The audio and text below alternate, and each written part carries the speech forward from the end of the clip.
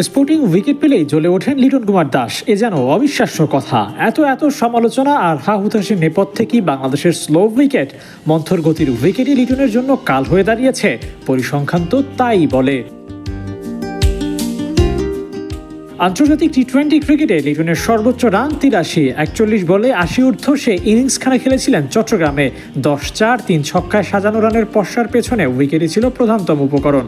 মিরপুরে ইংল্যান্ডের বিপক্ষে ৭৩ রানের ইনিংসখানা সরিয়ে রাখলে এর আগে ভারতের বিপক্ষে করা ৬০ রানের ওই ইনিংসে লিটনের ব্যাট চলছিল চাবুকের মতো। না, এখানেও শেষ নয়। পাকিস্তানের বিপক্ষে লিটনের ব্যক্তিগত সর্বোচ্চ রানের ইনিংস ছিল ক্রাইস্টচার্চের ৬০ রানের।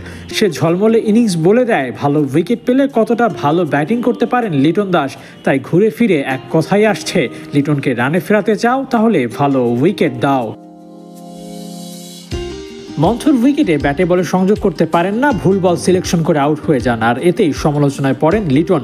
সবশেষ ম্যাচেও শর্ট সিলেকশনে গড়মিল করে ফেলেন এই ব্যাটার, যার খেসারত দিতে হয়েছে উইকেট বিলিয়ে দিয়ে। ধরে খেলতে পারলে এই ম্যাচ থেকেও বড় স্কোর নিয়ে মাঠ ছাড়তে পারতেন। হিসেব নিকেশে লিটন আরেকটু স্মার্ট হলে দল ও নিজের জন্য ভালো হবে। বছর ৪ আগে সাকিব আল হাসান একবার স্পষ্ট করেই বলেছিলেন, মিরপুরে কেউ যদি ৯-১০টা ম্যাচ খেলেন তাহলে ওই ব্যাটারের ক্যারিয়ার শেষ হয়ে যাবে। সাকিবের কথা সুর মিলিয়েছিলেন বাংলার নয়া টি-20 কাপ্তান লিটন দাস। মিরপুরে ম্যাচ খেলা নয়, প্র্যাকটিস করলেই ঝামেলায় পড়বেন ব্যাটাররা, এমনটাই বলেছিলেন লিটন। দেশের প্রায় সব ক্রিকেটাররাই একমত, মিরপুরের উইকেট আদর্শ না। আর এখানেই আন্তর্জাতিক টি-20 ক্রিকেটে ১৮ বার ব্যাট করতে নেমেছেন লিটন। কত শত প্র্যাকটিস বল ফেস করেছেন তার ইয়ত্তা নেই। সাকিবের কথা বেঞ্চমার্ক ধরলে তো লিটনের ক্যারিয়ার এখানেই শেষ।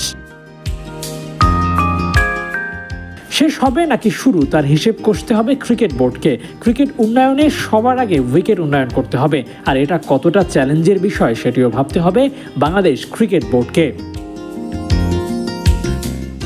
আবু নাইম, ৭১।